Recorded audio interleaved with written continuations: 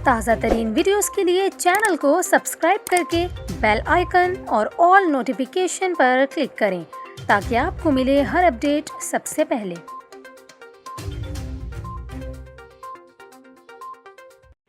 और यहाँ पर आपको खबर दें, कराची के इलाके लियारी में इंतहाई अफसोसनाक वाक़या पेश आया जिसमें सफ़ाक बेटे ने गला दबाकर मां को कत्ल कर दिया। पुलिस के मुताबिक सफ़ाक कातिल शहजाद नशे का आदी है। मुलजिम का अपनी वालदा से पैसे लेने पर झगड़ा हुआ था।